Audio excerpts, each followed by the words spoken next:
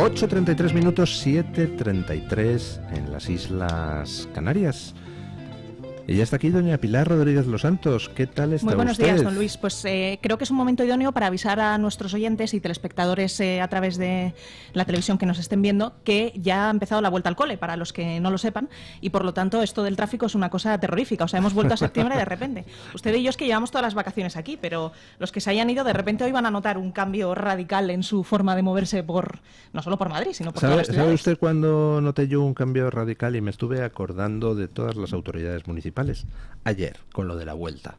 Sí, ayer lo de la vuelta fue un poco terrible. O sea, vamos, bien que se corte la castellana, oiga, para que la vuelta circule por ahí, pero que estaba cortado todo, la castellana, las paralelas a la castellana, las transversales a la castellana. Es que no había manera de ir luego, además, de una parte de Madrid a otra. Entiendo que es que la logística debe ser terrible de organizar algo como la vuelta. Eso es obvio que es una pasada, pero es cierto que es que está cortado desde muy temprano, pero desde muy, muy temprano.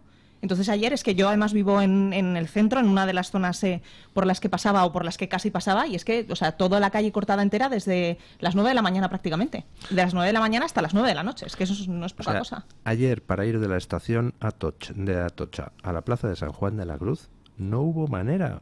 Ya me imagino. El taxi me dejó tirado pues como a 1 kilómetro de la plaza de San Juan de la Cruz, porque es que no podíamos pasar por ninguna parte. Bueno, pero sí disfrutaba usted de lo maravilloso que está Madrid últimamente, que nunca sobra. Sí, además, pues pasear por Madrid con una maleta a cuestas, 1 kilómetro andando, pues siempre apetece, don Luis, es lo que usted quiere. Qué mejor. Bueno, estamos, doña Pilar, con la resaca de esa noticia. Edmundo González exiliado en España. La verdad es que la noticia pues surgió de una manera un tanto sorpresiva y ha puesto sobre la mesa un montón de incógnitas. ¿Qué hay detrás de esta noticia? He estado comentando algunas claves que yo creo que a lo que apuntan es a que en fin, las cosas no son lo que parecen. Se ha deslizado por parte del gobierno que esto era una operación pues poco menos que humanitaria a través de Zapatero, pero por otra parte oficialmente Álvarez negaba que hubiera habido ningún contacto entre el gobierno y el de Venezuela, lo cual es ridículo. Ridículo. ¿Qué hay detrás de todo el tema? Bueno, lo primero de todo es que creo que debemos ser justos también con Edmundo González, porque entiendo que ha generado una sensación de frustración tremenda que después de haber ganado legítimamente las elecciones y después de toda la lucha que se está haciendo, no solamente de los venezolanos que están en Venezuela, sino especialmente también de los que están en la diáspora, que lo único que pueden hacer es protestar, porque desde aquí y utilizar pues, sus redes sociales y las oportunidades que le dan medios de comunicación como este para mostrar lo que está pasando.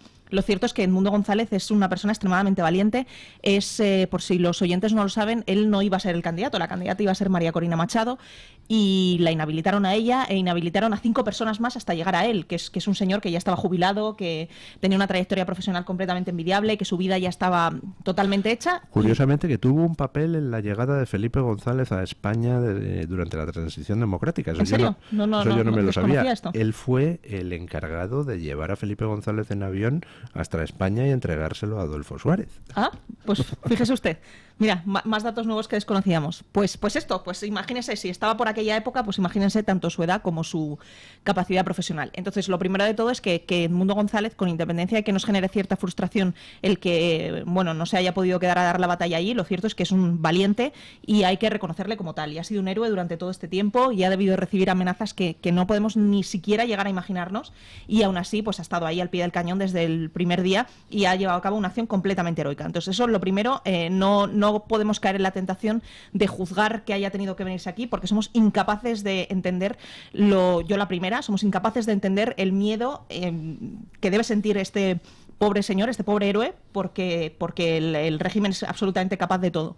Yo durante todo este año he tenido la inmensa suerte de conocer muy de cerca a Leopoldo López y a Lilian Tintori, y la verdad es que cuando te cuentan lo que estuvo viviendo él, que estuvo, como saben, 4 años preso en Ramo Verde, es absolutamente sobrecogedor. O sea, el grado de las torturas a las que le sometían, la cantidad de perrerías que le hacían, es una cosa completa. O sea, es que de verdad no nos podemos llegar ni a imaginar. O sea, es que es el peor régimen del mundo lo que está ocurriendo en Venezuela. Es un régimen torturador y asesino. Total, pero completamente. Es que, o sea, a veces pensamos que como no son el ISIS, pues que esto es simplemente en plan de, no, bueno, pues le tienen ahí en la cárcel, así como pensando que la cárcel es como Soto del Real aquí, que parece una residencia de estudiantes.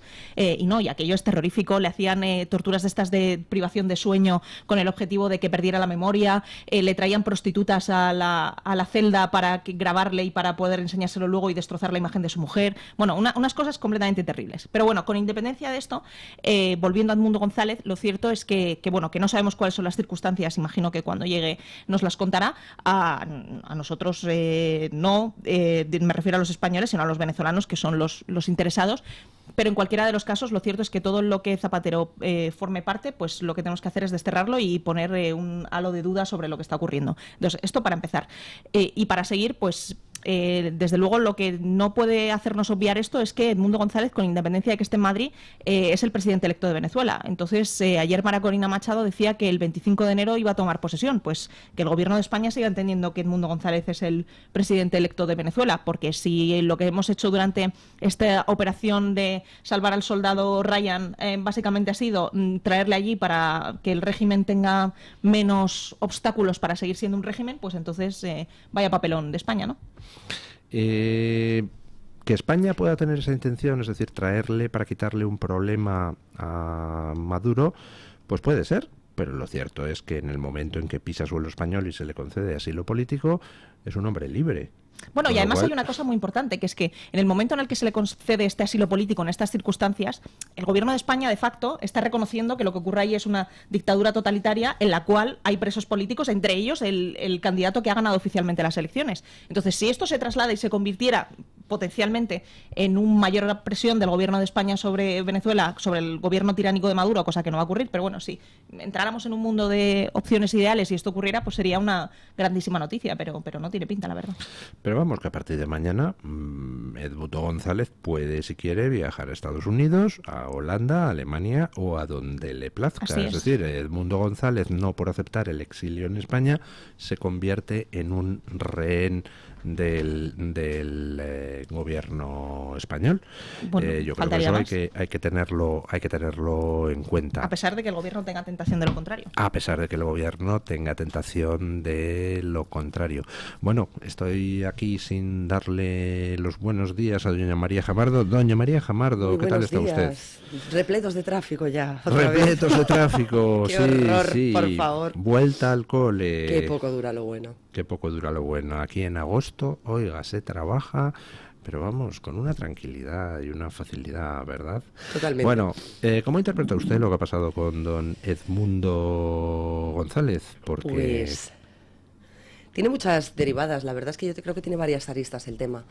Lo primero, por supuesto, denunciar que un opositor político en un país que se dice presuntamente democrático y que algunos defienden como una democracia a imitar, tenga que abandonar su país después de haber ganado unas elecciones porque está amenazado de muerte o está en riesgo por el régimen que no quiere dejar el poder, ya me parece lo suficientemente llamativo como para dedicarle prácticamente la agenda informativa a lo que está pasando en Venezuela desde hace años entre el chavismo y los líderes chavistas y los opositores políticos que a pesar de presentarse a elecciones que saben que no se celebran con todas las garantías, aún así las ganan y son ellos los que tienen que abandonar su país. Lo segundo me parece bastante incoherente, bastante chocante. Entiendo la elección del destino de España como, digamos, refugio para Edmundo González, porque para ellos es la madre patria, como para tantos otros países latinoamericanos. Compartimos idioma, compartimos raíces, compartimos, yo creo que algunos retos políticos hoy por hoy, en este momento tan complicado que nos afecta a los españoles y al que en muchas ocasiones no creímos haber llegado.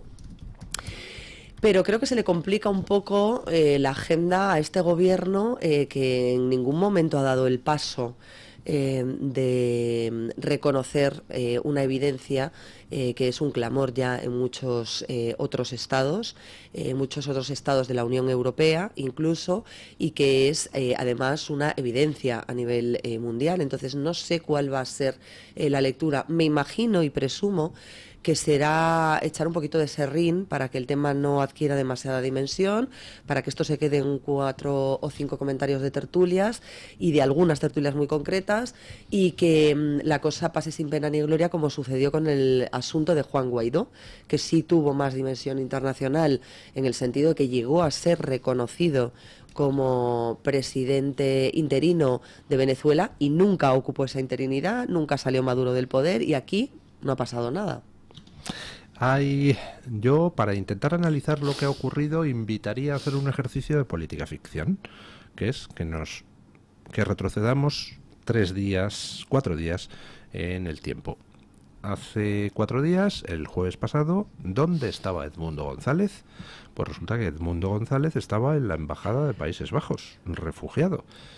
Claro, el que esté en la Embajada de Países Bajos refugiado y al mismo tiempo haciendo comunicados contra el gobierno de Maduro, liderando todo el tema de intentar que el régimen reconozca que ha sido ampliamente derrotado, pues le planteaba a Maduro un problema enorme, porque con la Embajada Argentina, donde se han refugiado 6 miembros del equipo de María Corina, no ha tenido problema el gobierno de Maduro en romper relaciones con Argentina, rodear la embajada de Argentina de policías, militares, etcétera, etcétera, y amenazar incluso con tomar por la fuerza la embajada argentina.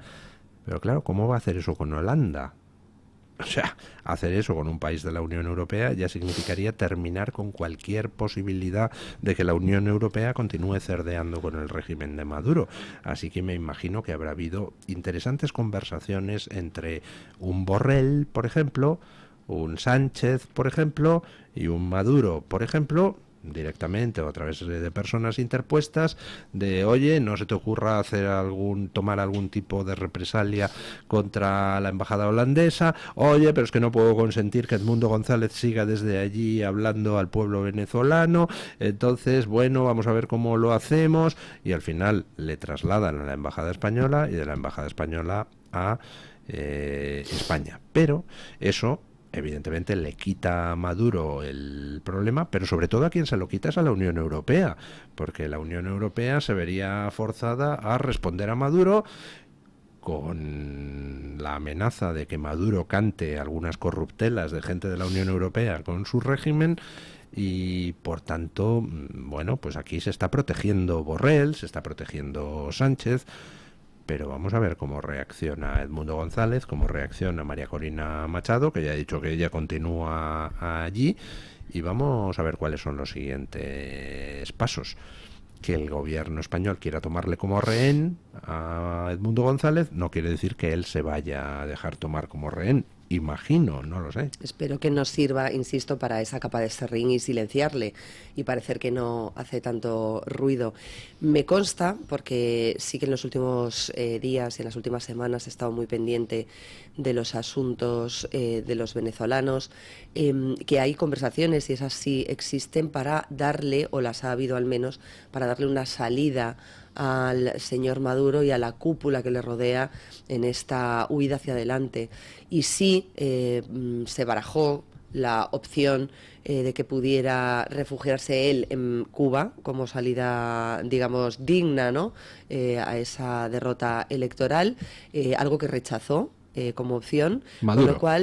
Con lo cual entiendo que habrá otras cartas sobre la mesa. Apuntaban algunas de las fuentes a que podrían estar en negociaciones con Turquía para darle esa salida y que él y su cúpula pudiesen salir con todo lo que quieran llevarse con ellos, pero que dejasen hueco o paso libre a aquellos que vienen detrás y que han legitimado con unas elecciones, insisto, que no se ha celebrado con todas las garantías, y ya es más que una evidencia, pues esa labor que le han encomendado los ciudadanos de Venezuela. ¿Se refiere usted a Turquía, ese país de la OTAN donde se han refugiado numerosos oligarcas rusos con su dinero para huir de las sanciones que la Unión Europea pone a los oligarcas rusos? Pues esa misma parece que era una de las opciones que estaban sobre sobre la mesa. Pues hombre, no sería un mal lugar para que Maduro se refugiara con su pasta, ¿no? Claro. Todo lo que ha robado a los venezolanos. Esto de la OTAN siempre me acaba recordando a la famosa frase de Jordi Pujol de ¿qué coño es eso de la UDEF? Famosa Sí. frase, pues esto de ¿qué coño es esto de la OTAN? ¿no? O sea, al final es que llega un punto en el que se desvirtúa todo tanto que da un poco igual. Es que están perdiendo tanto la Unión Europea como faro moral, que es lo único a lo que puede aspirar, porque como es un faro legislativo, pues es lo único que nos queda, porque desde luego de innovación, atracción de talento y tal, pues ya no estamos en eso. Pero bueno, esto que la Unión Europea, que debería ser un faro moral, tendría que haber hecho mucho más porque clarificar la situación y por hacer que hubiera mucha más presión internacional alrededor de lo que está ocurriendo en Venezuela, y desde luego la OTAN también. Lo que pasa a mí, lo que me sorprende de esto es qué papel está jugando Estados Unidos, ¿no? Porque lo que se decía al principio de todo es que las conversaciones para que Edmundo, iba a decir Edmundo Val, Edmundo González que en paz política descanse Edmundo Val, Edmundo González vuelva a España, se habían producido en la República Dominicana con conversaciones, un trílogo entre Estados Unidos, España y Venezuela. Y que esto es lo que había derivado en que esto ocurriera. Entonces, claro, ¿cuál es el papel de Estados Unidos? O sea, ¿qué es lo que se pretende con este movimiento del exilio? ¿Se pretende reconocer la victoria electoral de Maduro? ¿Se pretende ir a unas nuevas elecciones? ¿Se pretende, o sea, ¿cuál es el objetivo de las potencias que están mediando dentro de eso? O sea, ¿este movimiento a qué responde? Hombre, porque desde luego no es solamente una cuestión humanitaria para Edmundo González. Evidentemente no. ¿Cuál es la postura de Estados Unidos? Hombre, Estados Unidos, a pesar de tener el gobierno del Partido Demócrata, pues ha mantenido una postura bastante clara en el tema de extremadamente Venezuela, clara, sí. diciendo que no solo que Maduro no ha demostrado que ha ganado las elecciones, sino reconociendo la victoria de Edmundo González como presidente infinitamente electo. más clara que la posición de España y que de la Unión Europea, de nuestro amigo Borrell. Efectivamente. Entonces, ahora mismo he hablado antes en las noticias del mensaje que ha puesto en redes sociales el secretario de Estado americano, es decir, el ministro de Asuntos Exteriores estadounidense, sobre el tema de Venezuela, donde dice que los venezolanos han votado por un cambio, que la represión es inaceptable, que Edmundo González sigue siendo la mejor esperanza para la democracia y que no podemos dejar que Maduro y sus representantes se aferren al poder por la fuerza. La voluntad del pueblo venezolano debe ser respetada. Todo depende aquí de la postura de la Unión Europea. ¿Quiénes están apoyando a Maduro? Pues Cuba, Irán, China, Rusia, es decir, lo mejor de cada casa. Grandes democracias. ¿Quiénes están cerdeando? Pues hay dos grupos. Por un lado, la tríada Brasil, Colombia, México, y por otro lado la Unión Europea. Brasil y Colombia empiezan a tener problemas serios. Petro está en estos momentos sometido a asedio judicial. En fin, ya saben ustedes que la campaña de Petro pues se financió, al parecer, con dinero, entre otras cosas, del narco.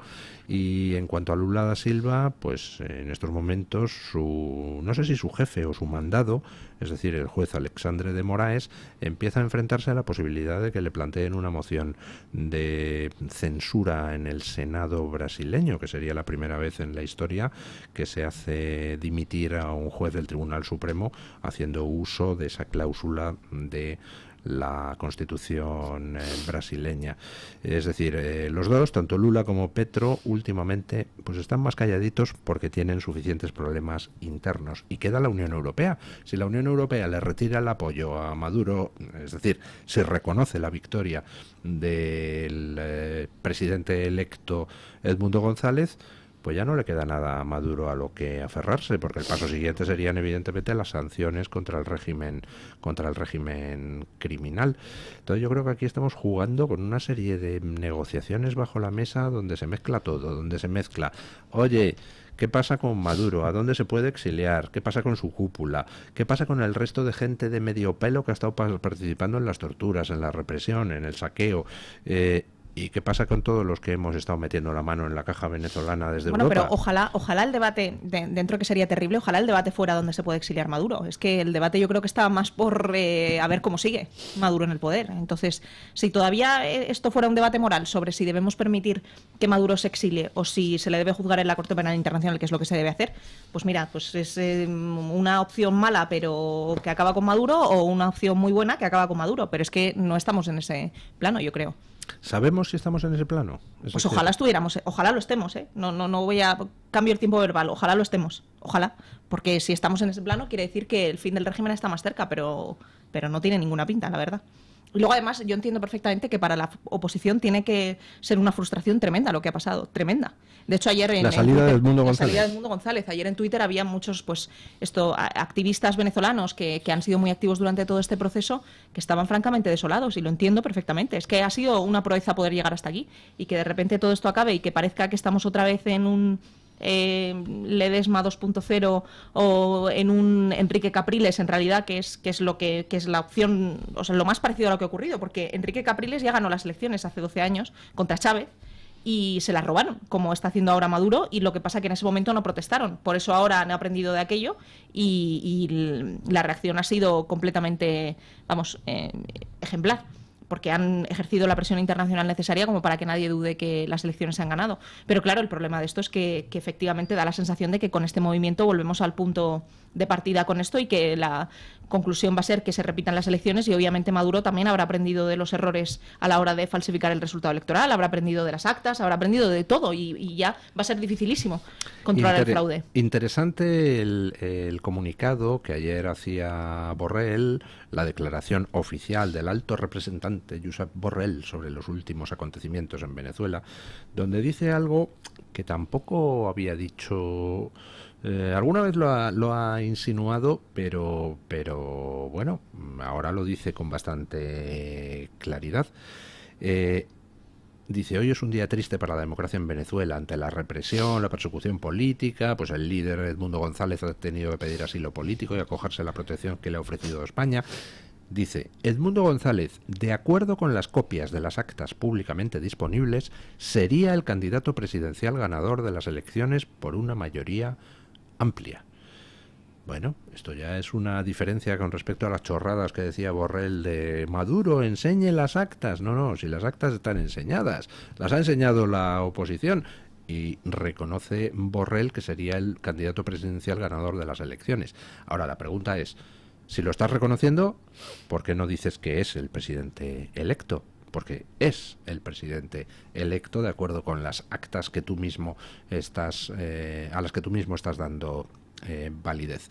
Y por otro lado, Álvarez, ayer le preguntaron y a pregunta directa dijo que el gobierno español no reconoce a Edmundo González como candidato ganador, que no reconoce tampoco a Maduro.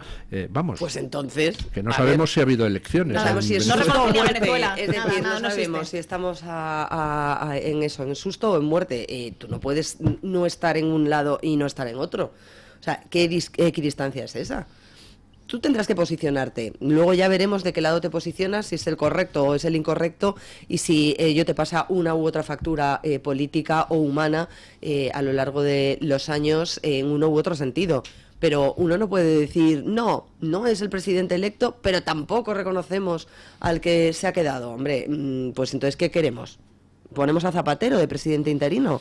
Porque podría explicar a lo mejor el señor Álvarez el papel que haya tenido Zapatero en toda esta historia cuando se retira después de haber dicho que el señor Maduro había ganado las elecciones, y se retira discretísimamente y no se vuelve a saber nada de él en todo este asunto, cuando ha sido uno de los activistas, miembros del Grupo de Puebla, que más ha enfangado y emponzoñado todo lo que tiene que ver con el régimen de Maduro, y que nunca ha dado explicaciones por ello. Es que a lo mejor debería explicar el señor Álvarez, que oficialmente no reconocen ni a uno ni a otro y no reconocen haber tenido nada que ver en las negociaciones para que el exilio se produzca en España, qué papel tienen algunos que oficiosamente están en todos los fregados. A lo mejor deberían hablar de eso. A lo mejor deberían explicar qué es lo que está pasando. A lo mejor ese señor de gafas que da o dice dar clases en una universidad española, que aplaudía y bailaba al son de Maduro en Venezuela celebrando las elecciones democráticas, a lo mejor también debería dar explicaciones de qué es lo que está pasando. Con la salida del Mundo González. Hombre, es que es una mini victoria, en el fondo, aunque solo sea moral, para todos aquellos que durante tantos días, después de la celebración de esos comicios, han estado luchando, peleando, manifestándose y perdiendo la vida, algunos de ellos, desapareciendo otros. Yo quiero recordar que al menos hay 2 periodistas, compañeros nuestros, secuestrados o desaparecidos en Venezuela por ir en contra del régimen, por contar las cosas que estaban pasando. No podemos callarnos ante esas atrocidades, y me sorprende que el mundo, que es tan diligente con el tema Netanyahu, Gaza, que somos de gatillo rápido, o que son algunos de gatillo rápido, para exigir consecuencias penales, que Netanyahu responda, que los periodistas puedan informar en la franja de Gaza porque no hay nadie que informe, que han muerto no sé cuántos terroristas, por cierto, siempre palestinos, a manos de las fuerzas israelíes y demás, no pongan ni clamen por la libertad de periodistas, de compañeros, de informadores venezolanos que están silenciados de manera forzosa por un régimen que no quiere que se sepa lo que está pasando. Es que me parece de verdad bastante preocupante y muy indignante, pero bueno. Bueno, hacemos una pausa publicitaria y nos vamos a hablar de una frase de Pedro Sánchez que ha suscitado mucha indignación, y yo me voy a permitir el lujo de salir en defensa de Pedro Sánchez. Me refiero a esa frase curiosa de que piensan impulsar su agenda con o sin apoyo del Congreso, del Poder Legislativo. Pausa y vamos a ello. Mañanas en Libertad, con Luis del Pino.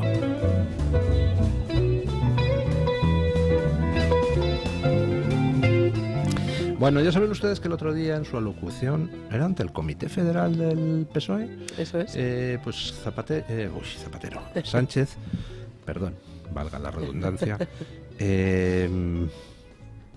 pues hacía una declaración diciendo que ellos van a seguir adelante con su calendario progresista y que además lo harán con o sin apoyo de la oposición y con o sin el concurso del Poder Legislativo, que debería ser más constructivo, o algo así fue la frase. Entonces, automáticamente, pues las críticas han menudeado en el sentido de decir que Zapatero lo que está anunciando es una autocracia, donde el presidente piensa gobernar sin el apoyo del Parlamento.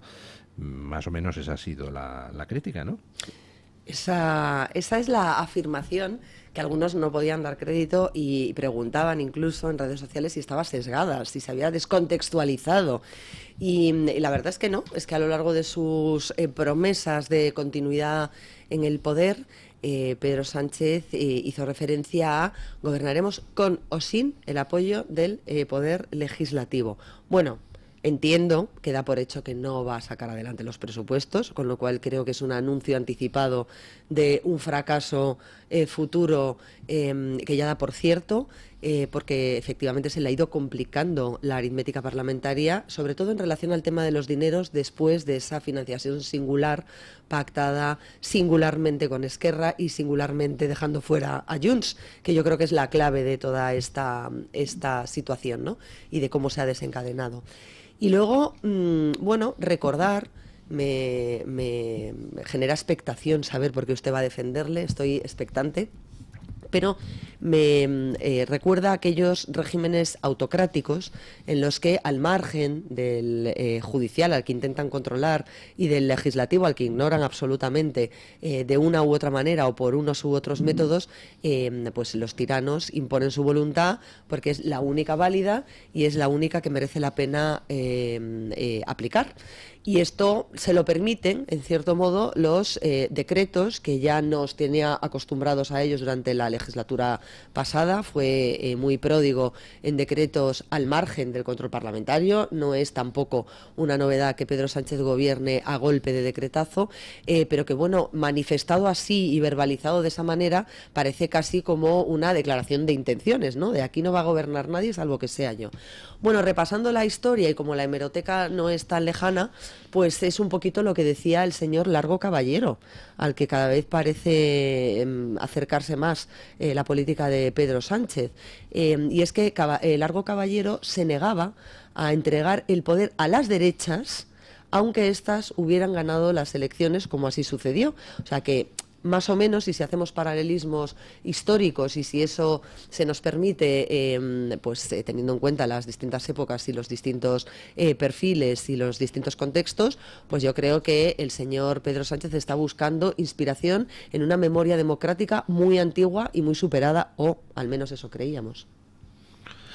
Yo es que, como hoy voy vestida de Pedro Sánchez, porque Pedro Sánchez siempre que va a los comités federales y todo esto va con la camisa vaquera esta. Entonces yo hoy voy vestida de Pedro. A cabalgar contradicciones. Exactamente. Yo creo que es que sus palabras no son más que un reflejo de lo que ya llevan siendo sus hechos. Y es que lleva gobernando contra el Parlamento desde el principio. Ha tenido que retirar en los últimos meses 3 o 4 leyes porque no tenía apoyo parlamentario para sacarlas adelante, y simplemente ahora lo que está haciendo es buscar una justificación retórica a algo que es una realidad obligada, que es que como el Parlamento no le apoya, pues entonces simplemente ahora lo que está intentando hacer es explicar que en realidad no es que el Parlamento no le apoye, es un poco el símil este que hacen con Feijóo de no es presidente porque no quiere, pues esto es igual, o sea, no es que no tenga el apoyo del Parlamento, es que no quiere tenerlo, porque el Parlamento es fascista y por lo tanto, pues es que igual lo democráticamente legítimo es gobernar en contra de todos esos fascistas que están ahí, porque como Puigdemont pasa del bando fascista al bando libertador de la patria así según de vez en cuando, necesite, según toque, pues ahora como está en el bando fascista otra vez, pues entonces hay que volver a esto. Pero vamos, a mí me dan mucho más miedo sus acciones que sus palabras, y el problema es que cuando va vestido como yo o cuando yo voy vestida como él, cuando va con la camisa vaquera es cuando anuncia con palabras lo que lleva haciendo durante mucho tiempo con hechos, o lo que lleva ya mucho tiempo decidido.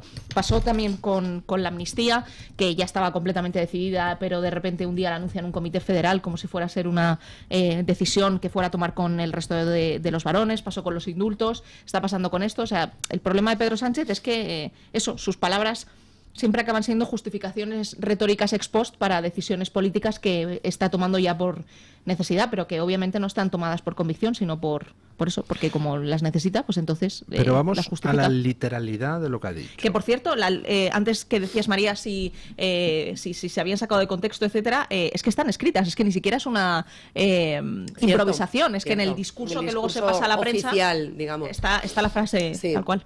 Literal. Bueno, pues vamos a la frase literal. Entonces, está diciendo algo Zapatero que no Sánchez. figure... Uy, perdón, Sánchez, que no figure en nuestra Constitución. Vamos a ver, en nuestra Constitución el legislativo está separado del poder ejecutivo, y el poder ejecutivo pues puede gobernar teniendo el legislativo de su lado o sin tenerlo. Es decir, hay cosas que el gobierno puede hacer aunque el legislativo tenga una mayoría contraria al ejecutivo. Por tanto, si Sánchez dice que van a seguir avanzando en su agenda independientemente de que cuenten con el apoyo del poder legislativo, pues no está diciendo nada que no sea intrínseco a la separación de poderes. Oiga, yo tengo unas competencias, el legislativo tiene otras.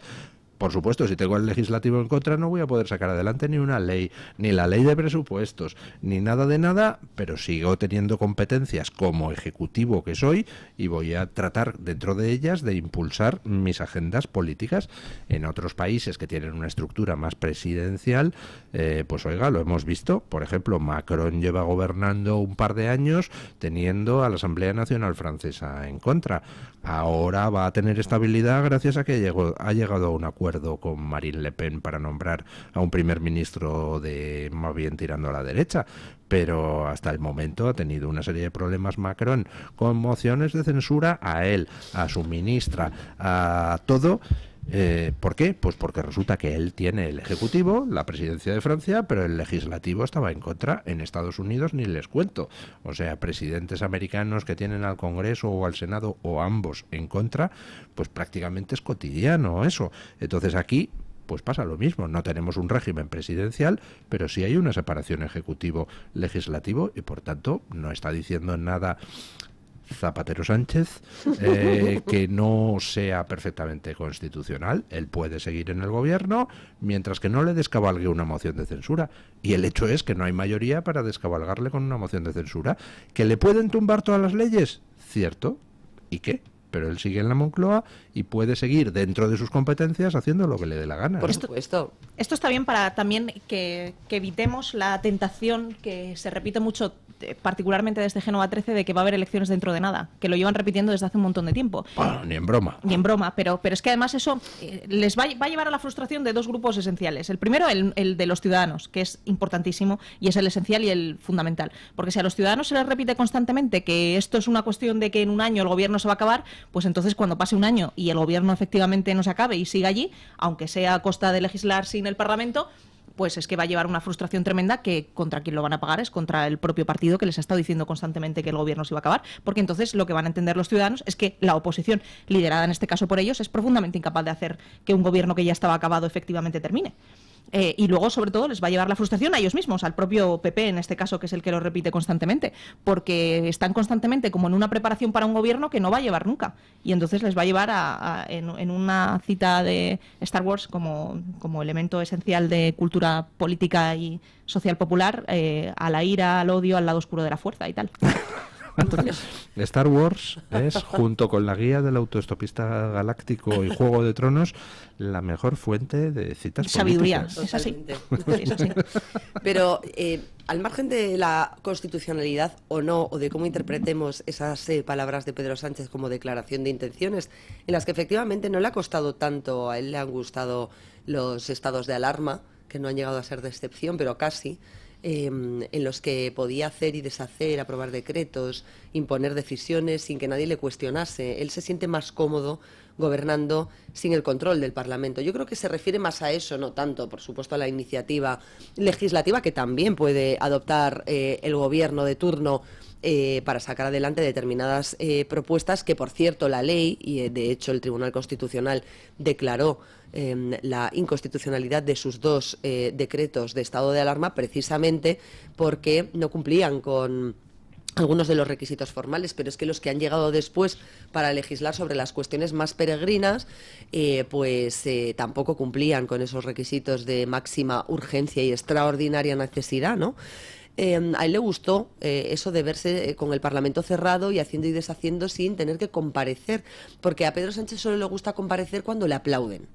Y ayer yo veía y asistía atónita, o antes de ayer, este fin de semana, a esa intervención delante de sus varones, cuando para esa financiación singular de Cataluña les contaba a los varones murcianos o a los varones andaluces o a los extremeños que les iba a robar 30.000 millones de euros que se van a llevar los catalanes, o decirle al señor Adrián Barbón, al asturiano, que iba a gobernar con o sin el apoyo parlamentario, y todos aplaudían.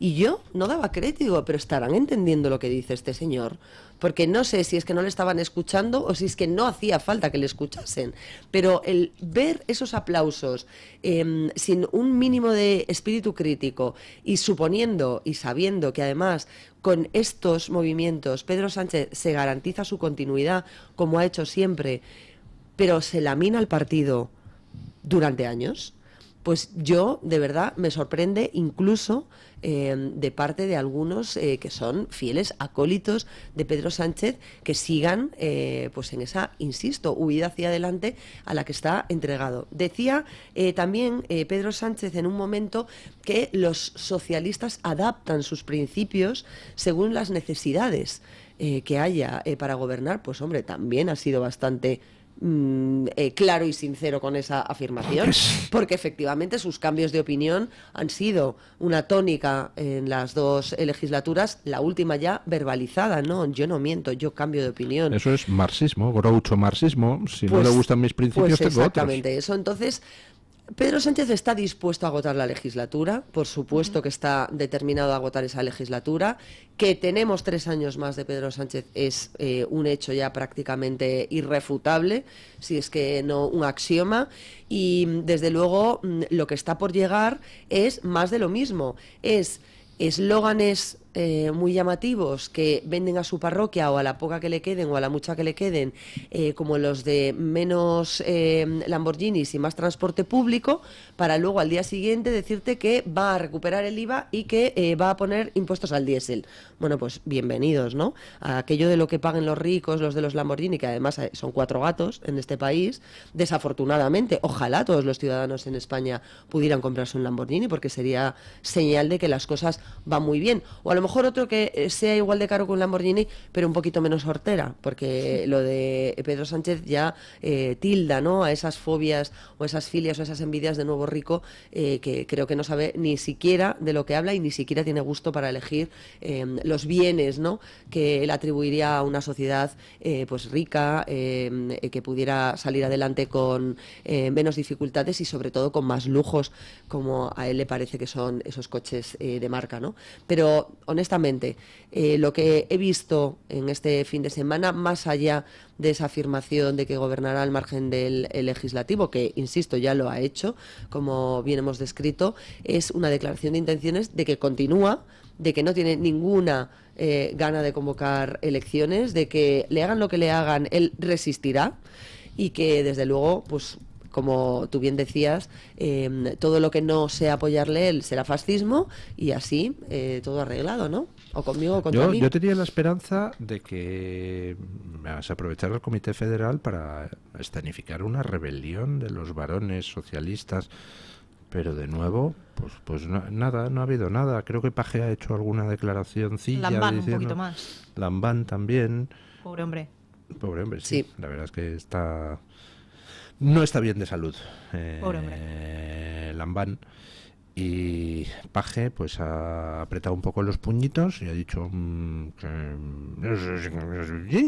pero no ha habido nada ni va a haber nada, ¿no? Por eso digo que el sentido real, yo creo que no trasciende quizás tanto a la opinión pública de por qué se convoca este Comité Federal en este momento, es porque Pedro Sánchez era consciente de que a nivel interno tenía algunas delegaciones, algunas territoriales, que tenía que aplacar, en las que sí que había algunos no adeptos o algunos voces críticas que eran más incómodas a la hora de gestionar en el día a día lo que supone un partido desde el punto de vista orgánico. Entre ellas la Federación de Castilla y León, que para él era un problema y que, hay algunos críticos con la postura y con la posición que ha seguido el señor Santos Cerdán, que será otro que algún día tendrá que dar explicaciones de toda su trayectoria a nivel interno en el partido y también a nivel externo como interlocutor de prófugos varios, pero el señor Sánchez era consciente perfectamente de que había algunas territoriales que debía aplacar. Y esto es para lo que ha servido este Comité Federal, en definitiva, para quitarme a los incómodos, poner a aquellos que yo creo que me pueden ser más leales o que no me pueden molestar y dejar el partido como un solar. Por eso insisto, ya sabíamos que el socialismo había muerto a manos de Sánchez, ahora también la democracia interna de su propio partido ha terminado de eliminarse, ¿no? Y así seguirá más cómodo porque por lo menos de forma interna y los suyos propios no le van a causar un problema en este quebradero de cabeza que será la legislatura de 3 años, en las que efectivamente él mismo es consciente de que no va a concitar esos grandes consensos de cogobernanza, ¿no?, y de entendimiento y de grandes pactos con un sistema o con un parlamento que era multimarca y con la que podía, ¿no?, llegar a grandes acuerdos, excepto la extrema derecha fascista horrible. Pues yo creo que a partir de ahora pues es un poco la tónica que veremos, los suyos sin rechistar y el Parlamento pues tampoco me preocupa demasiado. Veremos a ver en el proceso este de sustitución de los varones, a ver si gana las primarias, porque el PSOE no es como el PP que funciona a dedazo de Jesucristo nuestro Señor. Estos son primarias de verdad y en la Comunidad Valenciana estuvo a puntito de tener una candidatura contra Diana Morant que le hubiera hecho mucho daño y veremos a ver si en Aragón el PSOE aragonés está en disposición de encumbrar a Pilar Alegría o si de repente aparece un candidato Lamban 2.0 que le gana. Es que no es tan obvio que en el resto de territorios que ajeno a las federaciones que él controla, como puede ser Cataluña, pueda ganar unas elecciones primarias internas. Y si esto pasa, pues veremos a ver. Yo incluso diría que no estoy muy seguro de que controle la de Cataluña, porque entre Illa y Sánchez, aunque parezca mentira, hay un odio visceral. Pero bueno, vamos, porque se nos agota el tiempo, si no, la tertulia aquí pasa volando, por el amor de Dios. En Estados Unidos, pues parece que están las cosas un poquito mal para doña Kamala Harris. Está disminuyendo su ventaja en porcentaje sobre Donald Trump en las encuestas.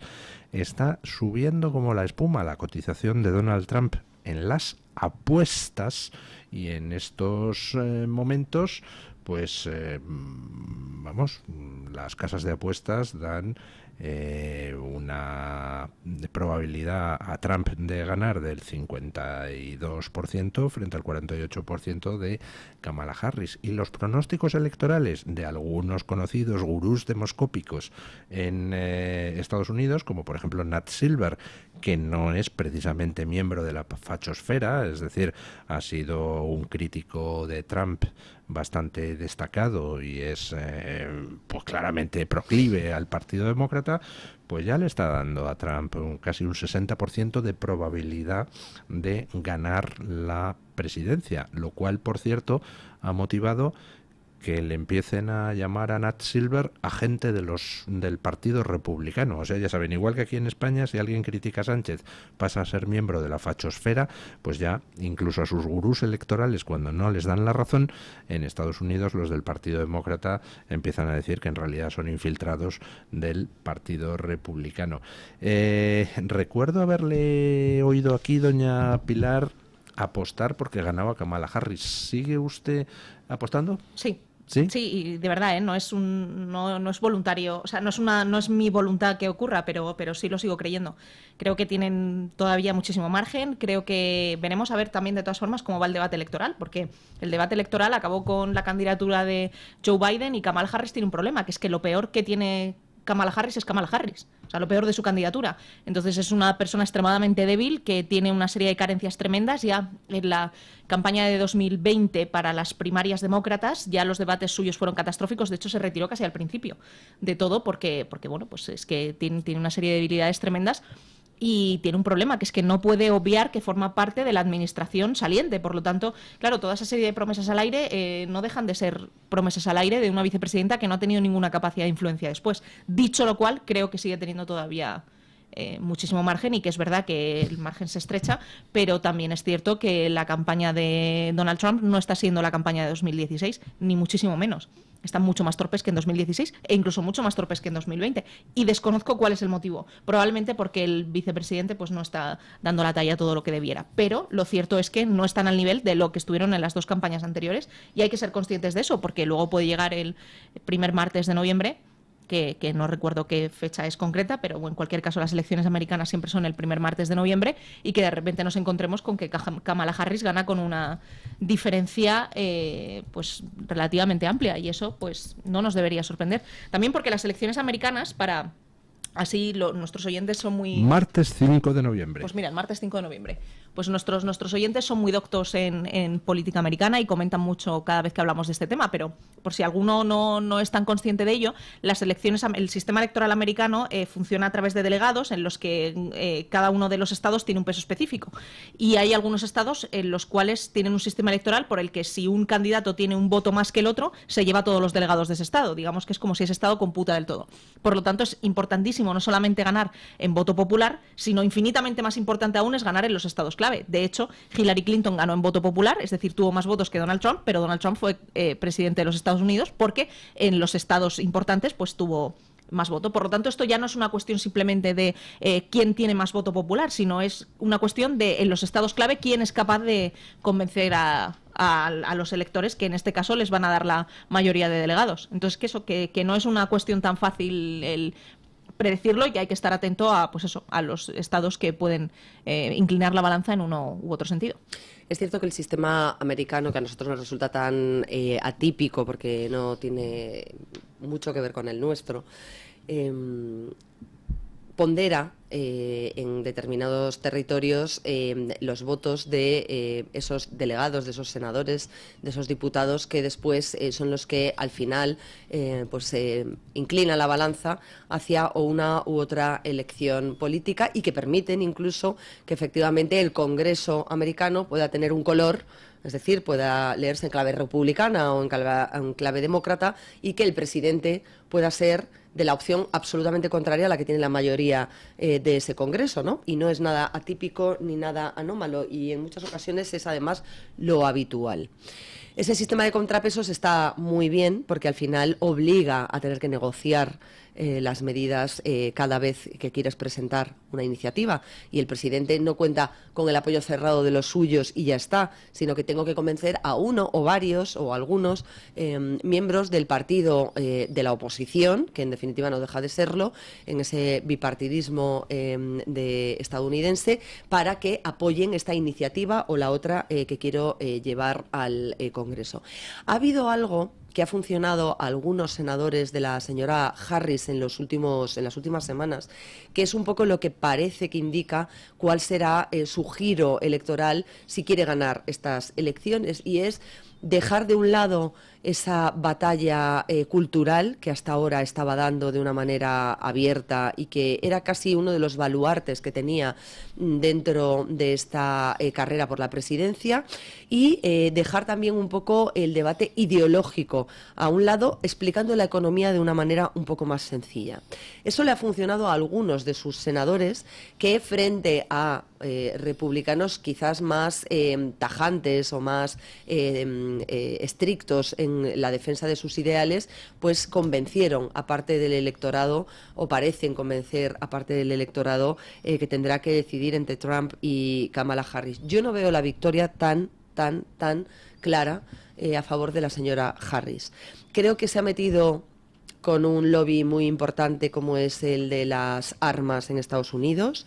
Creo que los estadounidenses, si hay algo que tienen muy interiorizado en su forma de vida, es sus derechos individuales, la posibilidad de protegerse de manera propia frente a aquellos que suponen un riesgo para los suyos o sus propiedades, y Kamala Harris ha tocado una clave que no ha gustado demasiado a alguna parte del sector americano, trayendo a colación pues que prohibirá fusiles de asalto, que limitará o que restringirá el acceso a las armas, y que pondrá algún coto en todo esto que siempre ha generado y suscitado tantos debates en Europa, que se basa totalmente en el modelo contrario, que sea el Estado el que proporciona la seguridad a sus ciudadanos, que no tienen por qué defenderse porque ya la tienen garantizada, ¿no? Ese ha sido uno de los quizás errores o patinazos más grandes y que le ha hecho perder o recibir muchas críticas. Y luego que se ha dado cuenta el electorado, que yo creo que ya está un poco de vuelta y media con todos estos temas, en que la candidata Harris, que ha estado haciendo nada como vicepresidenta, puede ser que haga nada como presidenta, y que sea colocada ahí... Es de esperar, sí. Es de esperar. Entonces, y que sea colocada ahí precisamente pues por lo que en muchas ocasiones hemos hablado, por ser mujer, porque es una mujer negra, porque se le ha colgado... Bueno, ellos asocian a que no es de raza blanca, que bueno, pues que es afroamericana, o que es una mezcla, es decir, que no llegaría, digamos, esa raza supremacista que siempre lo controla y lo coloniza todo. Y después el hecho de que se vendiese esa imagen de niña pobre hecha a sí misma, que llega a triunfar gracias al sueño americano, cosa que es totalmente falsa, porque su padre era un prestigioso investigador, un prestigioso científico, su madre, o viceversa, profesores de universidad, su abuelo era un diplomático, es decir, que venía de una familia con un estatus... Pobre, no. No, con un estatus suficientemente bueno como para darle una educación y colocarla donde está, es decir, darle las herramientas necesarias para competir con todas las herramientas que necesita una candidata de su perfil. Así que veremos cómo evolucionan los sondeos, veremos cómo van pivotando esos esas encuestas a nivel territorial, pero yo, a diferencia de mi compañera querida, no estoy tan segura de que la victoria de Kamala Harris esté hecha y mucho menos que sea tan holgada o que parezca tan evidente como nos están queriendo hacer ver según avanza la campaña. Pues yo, viendo cómo avanza la campaña, vamos, doy por sentado que va a ganar Trump, a menos que le hagan un segundo atentado o algo por el estilo. Pero bueno, ya veremos. Don Pablo Cambronero, ¿qué tal está usted? Muy buenos días, encantadísimo de estar aquí con ustedes, como siempre. Bueno, don Pablo Cambronero viene a presentar su último libro, La dictadura de la apatía, publicado por Secotia. Pero antes de ir a hablar de su libro, pronúnciese. ¿Usted quién cree que va a ganar las elecciones americanas? He llegado en un momento clave para el análisis que estaban haciendo. Yo estoy convencido de que va a ganar Trump. ¿Por qué? Esa es la cuestión. ¿Por qué? Porque creo que la batalla contra el wokismo empezó, creo que en Estados Unidos y va a terminar en Estados Unidos. Y Kamala Harris es una clara exponente de lo que es el movimiento woke. Y creo que los estadounidenses, a pesar de Trump y de su mal cartel, vamos a decirlo así, por el poder mediático, pues creo que tiene las claves para solventar muchas de las situaciones internacionales que se están produciendo actualmente. Entonces, bueno, yo pienso que con la incertidumbre clara de que los norteamericanos se expresan de su manera también en urnas, pues creo que va a ganar Trump. Bueno, pues coincidimos los dos. Yo también pienso que en estas elecciones pues juega a favor de Trump algo importante, que es que el atentado contra Trump al final pues ha desactivado muchos de los ataques que se le podían dirigir en la campaña, porque claro, no puedes tratar como Satanás a alguien a quien acaban de matar, y cuando todo el mundo se pregunta si tú has tenido algo que ver con el intento de asesinato, porque siguen sin estar de verdad, claro, a mí ¿no? me encantaría, yo lamento ser la parte discordante, me encantaría que fuera verdad que la gente está hablando del atentado, pero lo cierto es que hace un mes que nadie habla del atentado. O sea, desde que... Pero yo no he dicho eso, ¿eh? No, pero digo que desde que Joe Biden ha dejado de ser el candidato, la conversación ya no va por ahí. Entonces, de verdad es que o sea, que ojalá tengáis razón vosotros y yo no la tenga, pero que el primer martes de noviembre, que hemos quedado que es 5... O sea, Kamala Harris puede ganar con una diferencia abismal respecto a Donald Trump y no nos podemos sorprender si eso ocurre. Y ya a partir de ahí que siga Pau ¿Y Cambronero. nos podríamos sorprender si ocurriera lo contrario? No, claro que tampoco. Ese Pero es que el antes asunto. antes era obvio, antes de que Joe Biden dejara de ser candidato, no había ninguna duda de que las elecciones las iba a ganar Trump. Ninguna duda. Ah, bueno, claro, y que ahora hay partido. Y ahora hay claro, partido. por supuesto, sí, eso efectivamente. No, Ahora, en eso estamos de acuerdo. Hay partido y hay partido duro. O sea, van a empezar los debates y van a ser a cara perro. Entonces, bueno, pues vamos a ver cómo se desarrolla. Yo sigo diciendo que los estadounidenses son sorprendentes cuando hacen el voto. Su sistema es diferente al nuestro, también es interesante saberlo. Pero bueno, yo digo que va a ganar Trump porque tengo cierta esperanza en que no siga avanzando el mundo woke contra el que estamos peleando en la guerra cultural, pero bueno, no me sorprendería ni uno ni lo contrario. Ahora, mayorías amplias no veo. Eso sí que no lo veo. Mayorías amplias no veo porque creo que la batalla es cruenta, Trump está poderoso, las cosas como son, y Kamala Harris viene como el revulsivo que necesitaban los demócratas, entonces vamos a ver. bueno, estoy intentando yo ver dónde está doña Carmen Carbonell para que nos traiga la voz de los oyentes, pero mientras llega, simplemente comentar pues los datos ahora mismo, tal como los recopila Real Clear Politics, que es una pues de las principales páginas dedicadas al tema electoral. Según Real Clear Politics, en estos momentos Kamala Harris estaría 1,4% por encima de Donald Trump en voto popular, pero el problema que tiene el Partido Demócrata es que necesita una diferencia superior a los 2 puntos para poder ganar en el colegio electoral. En los estados críticos, es decir, donde se está jugando la mayoría de compromisarios electorales para la presidencia, la ventaja de Harris sobre Trump se ha reducido a 0,1 puntos, O sea, eso ya es... No es que esté dentro del error muestral, es que está dentro del residuo de lo que queda del error muestral.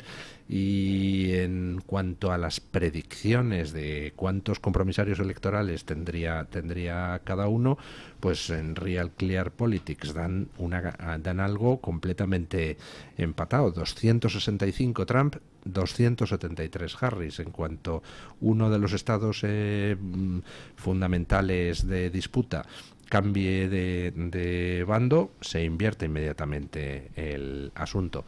Y en lo que son apuestas, pues en estos momentos le saca 4,5% Trump a Harris, con un 51,5% de probabilidad media, según las casas de apuestas, de ganar las presidenciales frente al 47% de Kamala. Aunque lo más importante de todas esas cifras es la tendencia, que es que Trump lleva subiendo en los últimos días y Kamala Harris bajando. Pero, como decía doña Pilar, pues todo depende ahora de lo que vaya a pasar en el debate donde los dos se van a tener que enfrentar. Trump es mejor debatiendo que Kamala Harris, pero también es verdad que Trump a veces se le va la olla, ¿no? Entonces, pues bueno, vamos a ver qué es lo que pasa. Bueno, pero esto le da emoción. Esto le da emoción. Doña Carmen Carbonell, ¿qué dicen nuestros oyentes? Pues don Luis, muy buenos días a todos de nuevo. Y les preguntábamos a nuestros oyentes a propósito del exilio de Edmundo González a nuestro país, a España. En particular les preguntábamos a quién cree que beneficia este exilio. Dábamos 3 opciones. La primera, al dictador Maduro. La segunda, a la oposición. Y la tercera, no lo sé. De momento va ganando con un 88% de los votos la opción de que este hecho beneficia al dictador Nicolás Maduro.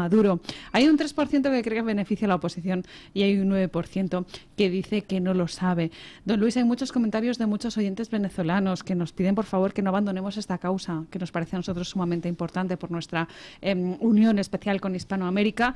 Y hay comentarios como este, por ejemplo, en la comunidad de YouTube de María Trevino 7903, supongo que sea María Treviño, que piensa que Edmundo fuera de Venezuela, donde es perseguido, puede hacer más cosas y entrar en contacto con más gente, mientras Corina sigue en Venezuela. Dice que en su opinión no ha abandonado y espera que la estrategia le dé resultado. Hay también comentarios muy críticos precisamente con este movimiento y sobre todo con quienes han participado en que venga a nuestro país. Dice Becky que ahora se ha convertido en un rehén en España.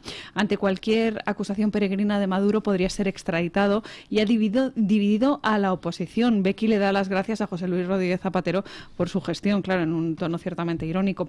Juan Estrada Aguilera dice que beneficia a Nicolás Maduro y a todos los ladrones nacionales y extranjeros que están robando en Venezuela. Recordemos esas conexiones que tienen con la dictadura de Nicolás Maduro y que tuvieron anteriormente con la de Chávez en Venezuela. Algunos líderes políticos. CAB dice que han secuestrado y asesinado a muchos venezolanos por defender a Edmundo. Ellos no tuvieron la oportunidad de salir de Venezuela. Recordemos también los muchos que todavía siguen allí secuestrados o, como suelen decir, desaparecidos, ¿no? Que es una palabra tremenda para hablar de lo que está pasando precisamente allí y de esa represión a la oposición. Ya ve usted que hay como bandos a favor y en contra, ¿no?, de este exilio. Muchos reconocen esa razón humanitaria, pero a la vez dicen que quizás el gobierno podía haber sido un poquito más claro, reconociendo a Edmundo González como presidente electo de Venezuela. Vamos. No lo van a hacer nunca, fundamentalmente porque la dictadura venezolana podría empezar a airear chanchullos de determinados políticos españoles con la dictadura venezolana, ¿no? Uh-huh. Bueno, muchísimas gracias, doña Carmen. Una precisión que nos manda un oyente y tiene toda la razón. Hemos dicho en la tertulia que las elecciones presidenciales en Estados Unidos son siempre el primer martes de noviembre y no es verdad.